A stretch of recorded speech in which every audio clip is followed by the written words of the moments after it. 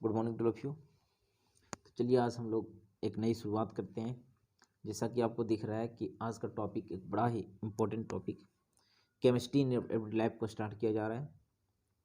इस वीडियो में हम लोग देखेंगे पूरा detail chemistry in everyday life में किस टाइप का क्वेश्चंस पूछा जाता है और क्या इंपॉर्टेंट बनता है। ठीक है, मेरा कोशिश रहेगा वन शॉट टाइप का वीडियो है, पूरा A to Z टॉपिक को डिटेल एक्सप्लेनेशन के साथ हम इस वीडियो में कंप्लीट करेंगे। इससे पहले मैं आपसे हम्बल रिक्वेस्ट है कि इस वीडियो को शुरू से अंत तक ज़रूर आप देखेंगे। ठीक है, क्योंकि इस टॉपिक से मुझे नहीं लगता कि यहाँ से क्वेश्चंस आपका एग्जाम में बाहर पूछने जा रहा है, इसलिए ध्यान रखेंगे इसको। जब तक कि आपका टॉपिक कंप्लीट नहीं होता तब तक आप स्किप नहीं करेंगे, और चाहे तो आप इसका नोट्स भी, आप प्रॉपर नोट्स भी बना सकते हैं। ठीक है, जहाँ कहीं पे अगर आपको प्रॉब्लम हो तो कमेंट सेक्शन में ज़रूर कमेंट करेंगे, उसके लिए आपको सोल्यूशन दे दिया जाएगा। चलिए बगैर देर किए हम लोग स्टार्ट करते हैं chemistry in everyday life class 12 का एक इम्पॉर्टेंट टॉपिक।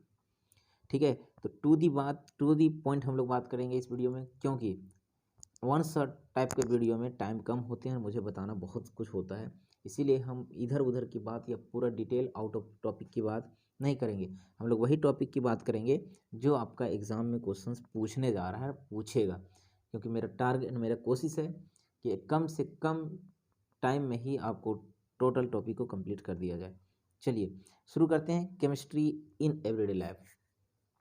कहने का मतलब ये हुआ कि हम लोग ये देखने की कोशिश करेंगे कि हम लोग का लाइफ जो बना हुआ भाई एक तरह से मशीन के अकॉर्डिंग काम करता है। हम लोग का लाइफ भी जो है एक मशीन की तरफ काम करता है, और कहीं पे अगर डिफ़ॉल्ट आ जाता है, अगर जो चाहिए हम लोग नहीं दे पाते तो हम लोग को बड़ी बीमार हो जाता है।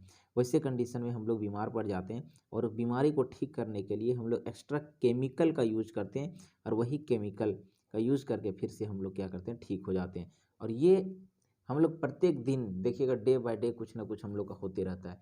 मिस केमिस्ट्री एक ऐसा केमिकल सब्सटेंस है जो हम लोग के लाइफ से जुड़ा हुआ है, इसीलिए इस चैप्टर का नाम से ही हम लोग को पता चलता है कि केमिस्ट्री हम लोग के डेली लाइफ में कितना इम्पोर्टेंट है। चलिए हम लोग टॉपिक की बात करते हैं। तो अभी हम लोग बताने की कोशिश किए कि अगर हम लोग का बॉडी ख़राब हो जाता है, हम लोग का तबीयत ख़राब हो जाता है, तो हम लोग एक केमिकल का यूज़ करते हैं ताकि हम लोग उस बीमारी को ठीक कर पाएँ, जिसके कारण से हम लोग का जो पेन हो रहा था, दर्द हो रहा था या फीवर जो आ रहा था, उससे हम लोग की राहत मिले। तो इस टाइप का केमिकल सब्सटेंस जिसका हम लोग यूज़ करते हैं उसका नाम होता है मेडिसिन या फिर होता है ड्रग्स। इसी केमिकल्स का नाम होता है मेडिसिन या फिर इसका नाम होता है ड्रग्स। मैं बता दूं कि मेडिसिन और ड्रग्स दोनों एक ही चीज़ होता है, केमिकल्स होता है, दोनों का टारगेट एक ही होता है, हम लोग जो बीमार पड़ गए हैं उस बीमारी को ठीक करना। बट यहाँ थोड़ा सा माइनर डिफरेंस ये है कि मेडिसिन जो है तो एक ऐसा दवा होता है जिसको खाने से आपको स्लीपिंग इफेक्ट नहीं देगा, खाने से आपको नींद तो नहीं आएगी। दूसरी बात कि ड्रग्स को खाने के बाद आपको स्लीपिंग इफेक्ट देगा, मीन्स नींद आएगी, नशा आएगा। दूसरा सबसे बड़ी डिफरेंस ये है कि मेडिसिन का यूज़ करने के बाद आप इसका एडिक्शन नहीं होंगे। एडिक्शन मतलब क्या हुआ, आप इसके गुलाम नहीं होंगे, आपको लत नहीं पड़ेगी। बट ड्रग्स एक ऐसा केमिकल सब्सटेंस है, बीमारी तो ठीक कर देगा, बट लगातार इसका यूज करने के कारण से आपको एक बीमारी लग जाएगी, अलग बीमारी आ जाएगी, जिसको हम लोग एडिक्शन कहते हैं, लत कहते हैं एक तरफ से, है ना, उसको हम लोग ड्रग्स कहते हैं। इसी सेंस को लेकर के ड्रग्स जैसे हम लोग के दिमाग में आता है तुरंत सोच लेता है अच्छा ड्रग्स, है ना। ड्रग्स मीन्स एक तरफ से क्या होता है, शराब, मीन्स नशा, मीन्स एक लत होता है ड्रग्स, ध्यान रखना। बट दोनों का काम एक ही होता है कि हम लोग का बीमारी कैसे ठीक हो जाए। ठीक है, सबसे पहला टॉपिक ही स्टार्ट होता है केमिस्ट्री नेवी टाइप में। देखिए मेडिसिन एंड ड्रग्स, क्या बताएं कि मेडिसिन क्या होता है भाई, तो द केमिकल सब्सटेंस, वैसे chemical substance which are used to the treatment, है ना, ट्रीटमेंट ऑफ डिजीज, जिसको हम लोग यूज़ करते हैं बीमारी को ठीक करने के लिए, है ना, या तो सफरिंग फ्रॉम पेन, अगर पेन हो गया तो उससे हम लोग क्या करना है, छुटकारा पाने के लिए उसको मेडिसिन कहते हैं। बुखार लगता है तब जाते हैं डॉक्टर के पास और कहते हैं हमको पैरासीटामोल चाहिए, हमको एविल चाहिए, बेनाड्रिल दे दिए, तो ये दवा का नाम है जिसके कारण से हम लोग बुखार को ठीक करते हैं या अपना पेन को ठीक करते हैं, इसको हम लोग मेडिसिन कहते हैं, दवा कहते हैं। आगे क्या बताने की कोशिश की नोट के तौर पर, देखिए मेडिसिन जो होता है not a habit forming, medicine जो होता है हम लोग का नशा नहीं लगता है, हैबिट फॉर्मिंग नहीं होता है ना, एडिक्शन काउजिंग नहीं होता, वाइल ड्यूरिंग, है ना। ड्रग्स जो होता है एक तरह से मेडिसिन होता है जिसका हैबिट फॉर्मिंग होता है, एडिक्शन काउजिंग होता है। वही बताएं कि ड्रग्स जो होता है एक, है ना, एक तरह से हैबिट काउजिंग होता है, हैबिट लग जाएगा, नशा पड़ जाएगा, बट मेडिसिन में ऐसा कुछ होता नहीं है। यहाँ पे एक टर्म होता है कीमोथेरेपी। कीमोथेरेपी क्या होता है कि the treatment of any disease with the help of chemical is called chemotherapy. जैसे मान लेते हैं आपको बीमारी पड़ गया, अब बीमारी को ठीक करने के लिए केमिकल का यूज़ कर रहे हैं, केमिकल खाने के बाद आप ठीक हो गए, तो इस टाइप के प्रोसेस को कहते हैं कीमोथेरेपी। केमिकल्स का यूज़ करके अपना डिजीज़ को ठीक कर लेना कीमोथेरेपी कहलाता है। चलिए आगे हम पढ़ने की कोशिश करेंगे कि ये हम लोग का जो बीमारी अगर हो गया, हम लोग बुखार लग गए या पेन हो गया, तो उसको ठीक करने के लिए हम लोग दवा मेडिसिन का ज़रूरत पड़ता है। और ये मेडिसिन को, है ना, बहुत सारे मेडिसिन होते हैं। मेडिसिन को अच्छा से समझने के लिए इसको हम लोग क्लासीफाई कर देते हैं, वर्गीकृत कर देते हैं, बहुत सारे पार्ट में बांट देते हैं। ये एक अलग क्लासिफिकेशन होते हैं, इसके अंदर ढेर सारी दवाइयाँ आती है। ये एक दवा का एक ऐसा समूह होता है, इसके अंदर बहुत सारी दवाइयाँ आती है। ये एक ऐसा दवा का समूह होता है, इसके अंदर बहुत सारी दवाइयाँ आती है। हम इसी के बारे में पढ़ने जा रहे हैं, जिसमें से एक दवा का समूह होता है, एक केमिकल सब्सटेंस का समूह होता है जिसका नाम होता है एंटीपायरेटिक, है ना, एंटीपायरेटिक। और एंटीपायरेटिक एक ऐसा दवा का समूह होता है जिसमें हम लोग, अगर बॉडी है तो बॉडी में टेम्परेचर अगर हाई हो गया तो इस टाइप के दवा को खाएंगे तो बॉडी का टेम्परेचर कम कर देगा। मीन्स हाई फीवर हो गया, बुखार हो गया, तो बॉडी का टेम्परेचर को नॉर्मल ले आएगा जितना चाहिए, तो उस टाइप के केमिकल सब्सटेंस का नाम होता है एंटीपायरेटिक। जैसे वही यहाँ लिखें कि the chemical substance which are use to reduce body temperature, body temperature को कम करने का काम करता है। कहाँ पे? हाई फीवर में, उसको एंटीपायरेटिक कहते हैं। इसका एक दो एग्जाम्पल आप ध्यान रखेंगे। जो फेमस एग्जाम्पल आपको पता होगा, पारासीटामोल, और इसका फार्मूला, ये स्ट्रक्चर बार बार क्वेश्चन पूछा जाता है, ध्यान रखेंगे। पारासीटामोल बहुत ज़्यादा इंपॉर्टेंट है। इसका स्ट्रक्चर देखिए, ये बेंजीन है, नीचे OH है, ऊपर में NH COCH3, पारासीटामोल का स्ट्रक्चर है, बहुत इंपॉर्टेंट। पॉरेसिन भी एक दवा होता है जिससे हम लोग बुखार ठीक करते हैं। एस्पिरिन बहुत फेमस दवा है, आपको पता है एस्पिरिन। और क्या होता है? फेनासेटिन, फेनासेटिन, ये एक ऐसा दवा होता है जो मेडिकल स्टोर में मिल जाएंगे और इसका यूज करके अपने बुखार को ठीक कर पाते हैं। यहाँ थोड़ा सा ध्यान रखिए, एस्पिरिन जो है सो अदर कंट्री में बैन है, ध्यान रखना। एस्पिरिन खाने से आपके ब्लड का जो कंसंट्रेशन है वो डाइल्यूट हो जाता है, कम हो जाता है, फीका हो जाता है, जिसके कारण से और भी अलग अलग टाइप का बीमारी आ सकता है, ध्यान रखना, ये बहुत इंपॉर्टेंट है। नेक्स्ट अगर बात करने की कोशिश करेंगे अनाल्जेसिस, तो अनाल्जेसिस भी एक दवा का ऐसा समूह होता है ना, जिसके कारण, जिसको खाने से हम लोग के बॉडी के अंदर अगर पेन है तो पेन खत्म होगा। इसीलिए अनाल्जेसिस का एक और नाम होता है पेन किलर। पेन किलर मतलब पेन को ख़त्म करता है। The chemical substance which are use to relieve pain, जो पेन को रिलीफ करने से ठीक करता है, उसको हम लोग अनाल्जेसिस के नाम से जानते हैं।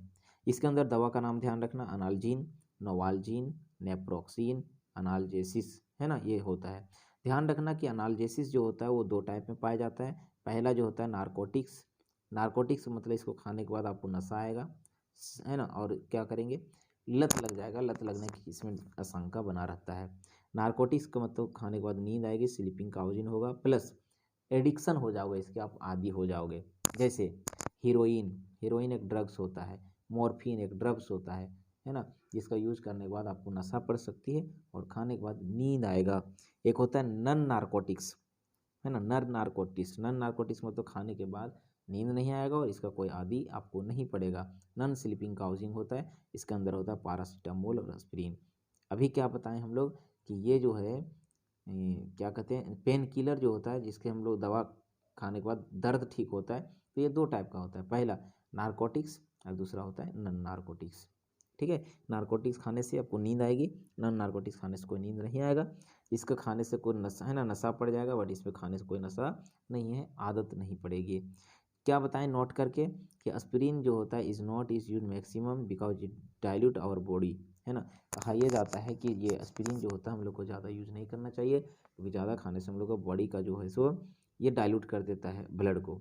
ध्यान रखना कि ब्लड का अगर by the way heart attack आ गया आपके पास, तो हार्ट अटैक में ये एस्पिरिन जो होता है बहुत काम की दवा है। जैसे आपको हार्ट अटैक आ गया है, कोई बंदा को अगर हार्ट अटैक आ गया है, तो हार्ट अटैक इसलिए आता है क्योंकि बाय द वे ये हार्ट है, तो हार्ट जो है पंपिंग ब्लड को नहीं कर पाता, या ब्लड का कंसंट्रेशन बढ़ गया, तो वैसे कंडीशन में वैसे पेशेंट को आप एस्पिरिन टैबलेट दे दीजिए। एस्पिरिन टैबलेट देने के बाद तुरंत क्या होता है, ब्लड का जो ये डेंसिटी बढ़ गया है, कंसंट्रेशन बढ़ गया, गाढ़ा हो गया, उसको तुरंत फीका कर देगा, जिसके कारण से ब्लड तुरंत पंपिंग हो जाएगा, जिसके कारण उस टाइप के आदमी को थोड़ा सा राहत मिलेगा। 2-4 घंटे टाइम देगा, तब तक आप हॉस्पिटल ले जाइए, हॉस्पिटल में जो होना होगा वो वहाँ पे होगा। इसीलिए कहा जाता है, नोट के तौर पर यहाँ लिखें कि aspirin is not is use, maximum ज़्यादा यूज नहीं कर सकते, because it is dilute our blood, क्योंकि हम लोग का ब्लड को डाइल्यूट करता है। बट पॉजिटिव थिंग ये है कि इन हार्ट अटैक, है ना, 2 टैबलेट अगर आप उसको दे देते हैं, don't clotting blood in heart and give time to hospital, also not use in a vacant stomach because it is a relief and acidity.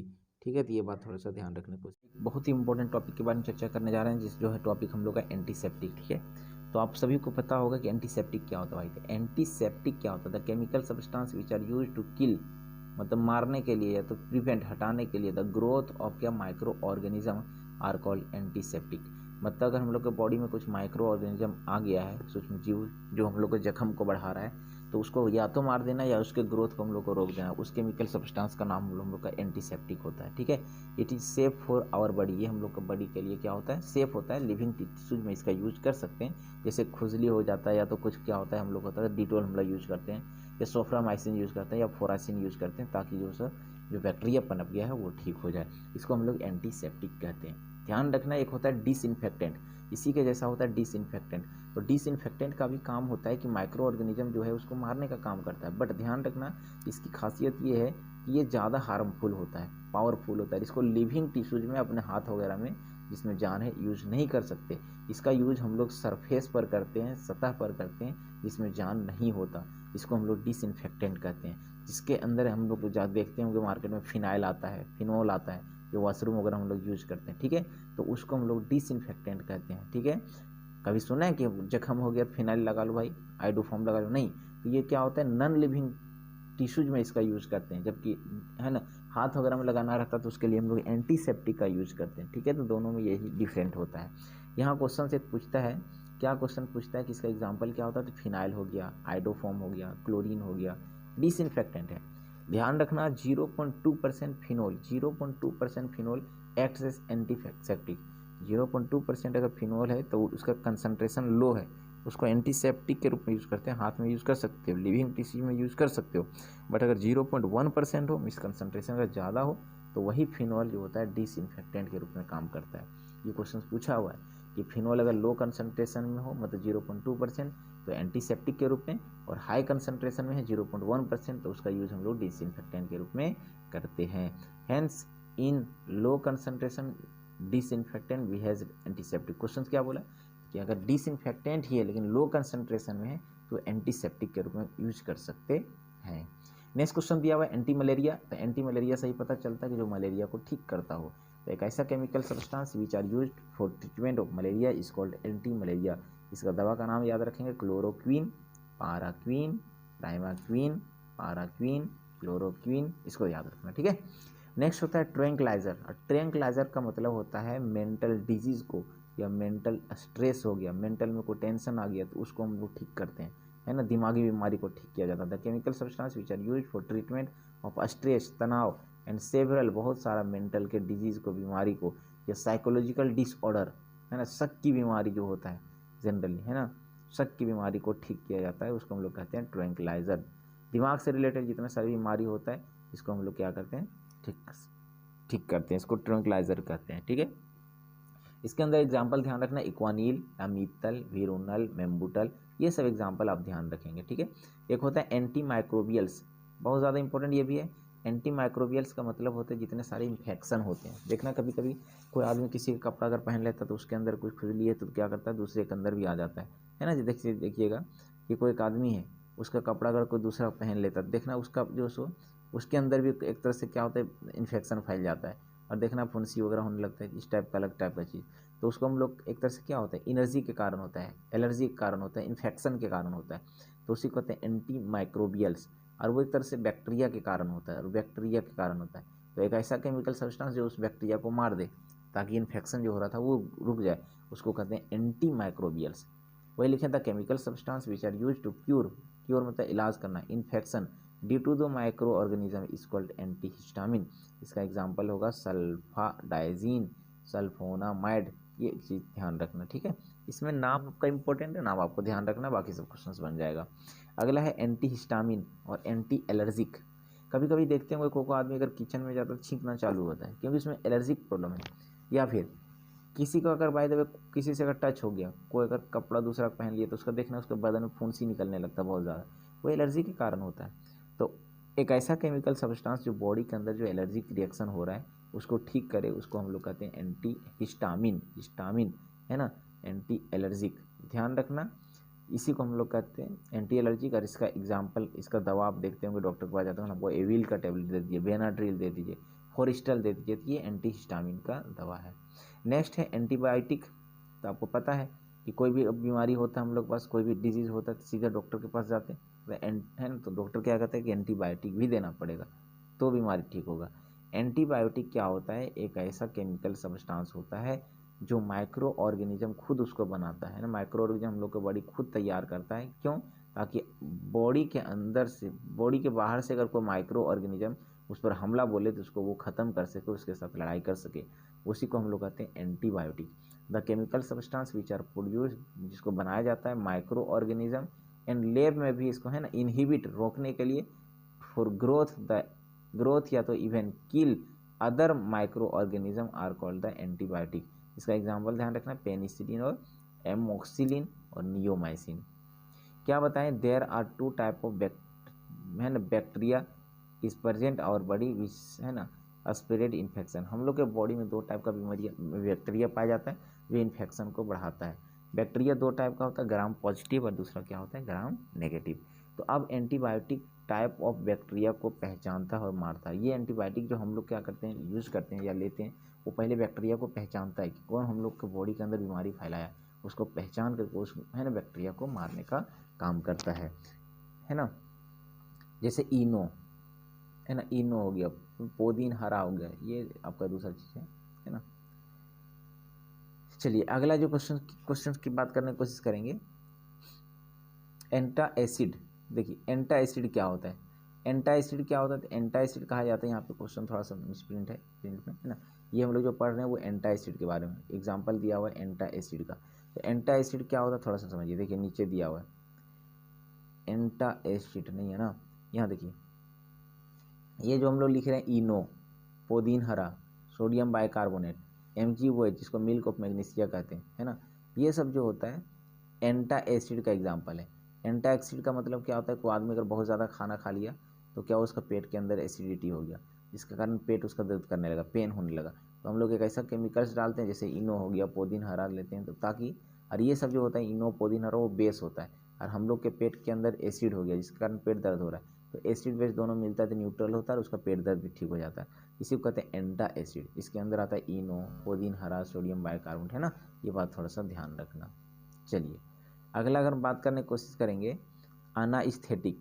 Anaesthetic एक ऐसा केमिकल सब्सटेंस होता है भाई मेरे, जिसका यूज हम लोग क्या करते हैं बेहोशी करने के लिए, कोई भी आदमी को बेहोश करने के लिए इसका यूज किया जाता है। एनास्थेटिक का मतलब the chemical substance which produce general और लोकल इनसेंसिबिलिटी, मतलब क्या होता है insensibility to pain are called anaesthetic, मतलब दर्द से रोकने के लिए, उसको बेहोश करने के लिए जो दवा का यूज़ करते हैं उसको एनास्थेटिक कहते हैं, ठीक है। इसका एग्जाम्पल क्या होगा, इथर आपको पता है, इथर, और एक क्या होता है क्लोरोफॉर्म, ध्यान रखना। इसके बाद आपका टॉपिक चेंज होता है और वो टॉपिक है chemical in food, chemicals in food और फूड प्रिजर्वेटिव। मतलब आप देखते होंगे कि हम लोग जो खाना खाते हैं वो कुछ दिन के अंदर सड़ गल जाता है या ख़राब हो जाता है, आज बनाए 2-3 दिन के अंदर वो बदबू आने लगता है, मतलब इसका ऑक्सीडेशन हो गया। जबकि मार्केट में देखिएगा कुछ पैकेट ऐसे होते हैं जैसे कुरकुरे हो गया, लेस हो गया, या बहुत सारे पैकेट आता है जो 6 महीना 7 साल पहले वो फूड बना हुआ है लेकिन अभी भी सेफ़ है, क्योंकि उसके अंदर कुछ केमिकल डाला गया, कुछ गैस डाला गया जो उसको ऑक्सीडेशन होने से, सड़ने गलने से बचा रहा है, तो इसी को कहते हैं chemical in food. Chemical in food, food में केमिकल क्यों डाला जाता है, ताकि उसका ऑक्सीडेशन होने से बचे, सड़े गलने से बचे, तो उसी के बारे में आपको पढ़ना है। The chemical substance which are used, वैसे केमिकल सब्सटेंस जो यूज किया जाता है protect our food against the bacteria, yeast and mud is called food preservative. Food preservative का मतलब होता है एक ऐसा केमिकल सब्सटेंस जिसका यूज हम लोग करते हैं फूड को प्रोटेक्ट करने के लिए, सुरक्षा प्रदान करने के लिए, किसके अगेंस्ट, तो बैक्टीरिया के अगेंस्ट या मड के अगेंस्ट है ना, या ईस्ट के अगेंस्ट, तो उसको हम लोग कहते हैं फूड प्रिजर्वेटिव। इसका एग्जाम्पल ध्यान रखना, सोडियम बेंजोएट एक केमिकल्स होता है जो फूड को क्या करता है सेफ रखता है, सोडियम मेटाबाइसल्फेट और BHT ब्यूटालेटेड हाइड्रोक्सी टोल्यूइन इसका फार्मूला होता है, BHA ब्यूटालाइटेड हाइड्रोक्सी एनोसॉल। ऐसा केमिकल सब्सटेंस होता है जो फूड को सड़ने गलने से बचाता है। एक टॉपिक दिया हुआ है एंटीऑक्सीडेंट, मतलब ऑक्सीडेंट के अपोजिट, ऑक्सीडेशन के opposite, the chemical substance which are use to prevent the oxidation of food is called antioxidant. Antioxidant का मतलब होता है ऐसा केमिकल सब्सटेंस जो सड़ है ना, कोई भी भोजन को सड़ने गलने से बचाता है, उसको एंटीऑक्सीडेंट कहते हैं। इसका एक एग्जांपल ध्यान रखना, BHT, दूसरा BHA। BHT का फार्मूला होता है ब्यूटालेटेड हाइड्रोक्सी टोल्यूइन, और इसका फार्मूला होता है ब्यूटालेटेड हाइड्रोक्सी एनिसॉल। ठीक है, ये ध्यान रखने की कोशिश करेंगे। नेक्स्ट दिया हुआ है स्पेक्ट्रम ऑफ एंटीबायोटिक, है ना। तो यहाँ जो हम लोग पढ़ रहे थे है ना बैक्टीरिया, देखिए आप यहाँ जो एंटीबायोटिक पढ़ रहे थे, ये दो टाइप का बैक्टीरिया होता था, ग्राम पॉजिटिव और ग्राम नेगेटिव। उसी को आगे हम लोग यहाँ बांटे हुए हैं क्या, spectrum of antibiotic, the type of micro organism killed by an antibiotic is called spectrum of antibiotic. Spectrum of antibiotic क्या मतलब क्या होता है, द टाइप माइक्रो ऑर्गेनिज्म के type killed by an antibiotic is called the spectrum of antibiotic. मतलब antibiotic के द्वारा सूक्ष्मजीव को मारने के प्रोसेस को कहते हैं स्पेक्ट्रम ऑफ एंटीबायोटिक। ये दो तीन टाइप का होता है, एक होता है नैरो स्पेक्ट्रम एंटीबायोटिक, दूसरा होता है ब्रॉड स्पेक्ट्रम एंटीबायोटिक, तीसरा होता है limited spectrum antibiotic. Narrow spectrum antibiotic का मतलब होता है if an antibiotic kill only one type of bacteria is called narrow spectrum antibiotic. अगर एंटीबायोटिक एक ही टाइप का बैक्टीरिया को मारता है तो उसको नैरो कहते हैं। और ब्रॉड एंटीबायोटिक मतलब होता है एंटीबायोटिक, वैसे एंटीबायोटिक विच किल, जो मारता है बोथ टाइप, ग्राम पॉजिटिव और ग्राम नेगेटिव टाइप के बैक्टीरिया को मारता है, उसको ब्रॉड स्पेक्ट्रम एंटीबायोटिक कहते हैं। और क्या होता है, एंड इसका एग्जांपल ध्यान रखना, एमोक्सिलिसेलिन और एम्पीसिलिन, है ना। एक होता है limited spectrum antibiotic, the antibiotic which kills, या तो ये ग्राम पॉजिटिव को मारेगा या तो फिर ग्राम नेगेटिव बैक्टीरिया को, उसको हम लोग क्या कहते हैं, लिमिटेड स्पेक्ट्रम एंटीबायोटिक। इसका एग्जांपल होगा पेनिसिलिन। ठीक है, या तो पॉजिटिव या तो नेगेटिव मारेगा पेनिसिलिन, है ना। और अगर क्या कहता है दोनों को मारे, ग्राम पॉजिटिव और ग्राम नेगेटिव को, उसको हम लोग क्या कहते हैं, ब्रॉड स्पेक्ट्रम। और क्या कर सकता है कि अगर if an antibiotic kill only एक टाइप का अगर एंटीबायोटिक को मारता है उसको नैरो स्पेक्ट्रम कहते हैं। ठीक है, इसको थोड़ा सा ध्यान रखेंगे। नेक्स्ट अगर हम बात करें तो हम लोग आते हैं डिटर्जेंट के बारे में। एंटासिड देखिए यहाँ पे आता है, the chemical substance which neutralise acidity in the stomach is called the antacid. Antacid अभी बताए थे कि एंटासिड का मतलब पेट के अंदर जो एसिड होता है उसको ठीक करने के लिए जो केमिकल्स का यूज करते हैं एंटा एसिड कहलाता है। ठीक है, चलिए इसके बाद हम लोग को थोड़ा सा पढ़ना है डिटर्जेंट के बारे में। और डिटर्जेंट क्या होता है थोड़ा सा समझने की कोशिश करेंगे। देखिए डिटर्जेंट क्या होता है, तो कहा जाता है कि सोप और डिटर्जेंट एक ऐसा केमिकल सब्सटेंस होता है, सोप एंड डिटर्जेंट एक ऐसा केमिकल सब्सटेंस होता है जिसका यूज हम लोग क्लीनिंग के लिए करते हैं, साफ करने के लिए करते हैं किसी को भी। कहा यह जाता है कि soaps are sodium and potassium salt of fat, higher fatty acid होता है। सोप जो होता है वो सोडियम या पोटासियम साल्ट का हाइयर फैटी एसिड होता है, मतलब फैटी से अंदर कार्बन का बहुत ज़्यादा लॉन्गेस्ट चेन होता है, जैसे C11H17H C11H23CO, इसको सोडियम ल्यूट्रेट कहते हैं, लूरेट कहते हैं। C11H23CO के पोटासियम लूरेट कहते हैं, इसको समझ ना, ये बात थोड़ा सा ध्यान रखेंगे। इसको हम लोग सॉप के नाम से जानते हैं। यहाँ देखिए सॉप के और थोड़ा सा आगे ये C15H31CON है, इसको हम लोग सोडियम पाल्मिटेट कहते हैं। C17H35CON है, सोडियम एस्टीरेट कहते हैं। टाइप ऑफ डिटर्जेंट, डिटर्जेंट के तीन टाइप होते हैं, पहला अनायनिक डिटर्जेंट, कटायनिक डिटर्जेंट और non ionic detergent.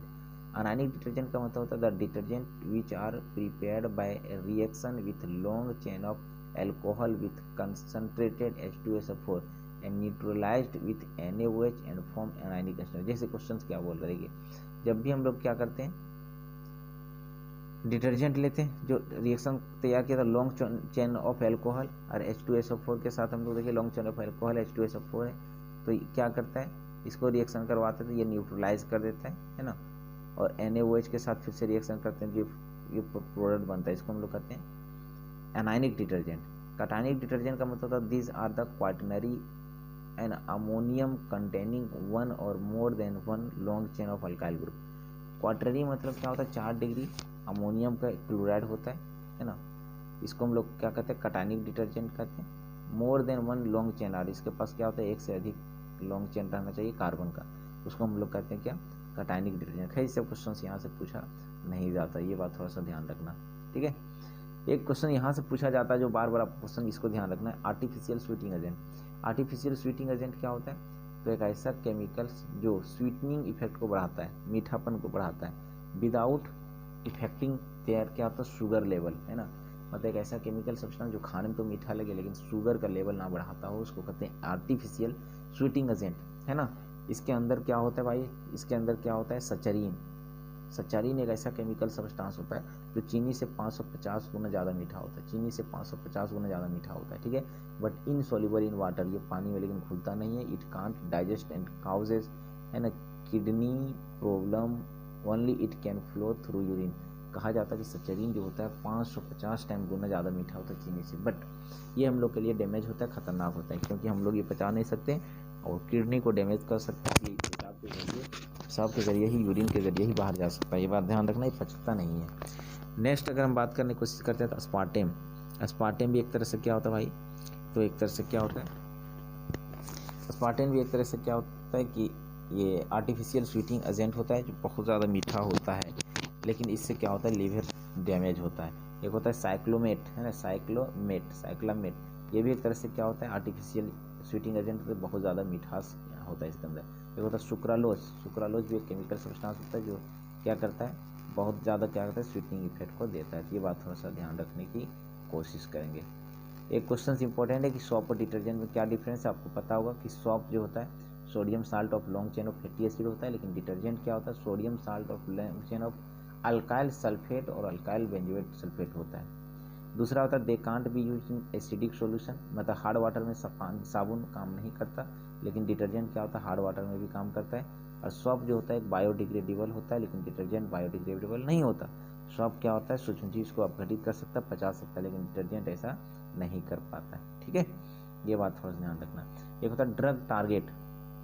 Drug target का मतलब क्या होता है कि the drug interact with biological macro और मोलिक्यूल लाइक, है ना, carbohydrate, fats and protein present in the body, है ना, is called the drug target. Drug target का मतलब क्या होता है कि ड्रग जब हम लोग मेडिसिन लेते हैं तो हम लोग के अंदर जो बड़े बड़े मॉलिक्यूल है, मैक्रो मॉलिक्यूल, वो मेडिसिन के साथ क्या होता है? इंटरेक्ट करता है, हम लोग को बीमारी को ठीक करता है, उसको हम कहते हैं ड्रग टारगेट। एक होता है क्या? Therapeutic effect. थेरापेटिक इफेक्ट मतलब अगर आप दवा खाएं और अगर आपका इलाज जो था जिस डिजीज़ के लिए खाएं और वो डिजीज़ अगर ठीक हो जाए तो समझ लेना कि वो थेरापेटिक इफेक्ट होता है, ठीक है। यहाँ क्या बताने की कोशिश किया? When the drugs has useful action in treatment of disease is called therapeutic effect. Therapeutic effect का मतलब होता है कि जब भी ड्रग्स आप यूज खाएं और उसका अगर क्या होता है? पॉजिटिव इफेक्ट दिखा, मतलब यूजफुल एक्शन दिखा, मतलब जिसके लिए खाए थे वो ठीक हो गया, तो इस टाइप के प्रोसेस को कहते हैं therapeutic effect. Tincture of iodine बहुत ज़्यादा इंपॉर्टेंट। टिंक्चर ऑफ आयोडीन एक एंटीसेप्टिक होता है, जो जख्म वगैरह हो गया तो उसमें लगाने से क्या करता है? वो बैक्टीरिया को मार देता है। और ये टिंक्चर ऑफ आयोडीन बनाया जाता है 2 से 3% आयोडीन का, आयोडीन सोल्यूशन होता है अल्कोहल वाटर का, ठीक है। इसको टिंक्चर ऑफ आयोडीन कहते हैं, इसको यूज हम लोग एंटीसेप्टिक के रूप में करते हैं, ध्यान रखना। What is main constituent of Dettol? Question पूछा एक बार कि डिटोल किससे बना होता है? तो क्लोरो जाइलिनोल एंड टर्पिनोल, इसको ध्यान रखना। क्लोरो जाइलिनोल एंड टर्पिनोल 2 कंपोनेंट होते हैं जिससे डिटोल क्या होता है? बना रहता है। और डिटोल एक तरह से क्या होता है? एंटीसेप्टिक होता है। तो ये टोटल चैप्टर था आपका केमिस्ट्री इन एवरीडे लाइफ का, केमिस्ट्री इन एवरीडे लाइफ का। मुझे उम्मीद है कि यहाँ से क्वेश्चन आपका एक भी क्वेश्चन बाहर नहीं रहेगा। बार बार इसको प्रैक्टिस कीजिए, एक बार और देखिए, है ना, एक बार वीडियो देखिए, 2 बार देखिए, फिर से एक बार नोट्स पढ़िए। मुझे नहीं लगता कि यहाँ से क्वेश्चन कोई भी आपका एग्जाम में क्वेश्चन बाहर पूछा जाएगा। चलिए मिलते हैं हम लोग नए वीडियो के साथ, नए टॉपिक के साथ। आज हम लोग क्लास को यहीं पे वाइंड अप करते हैं। Thank you very much. अगले क्लास में मिलते हैं।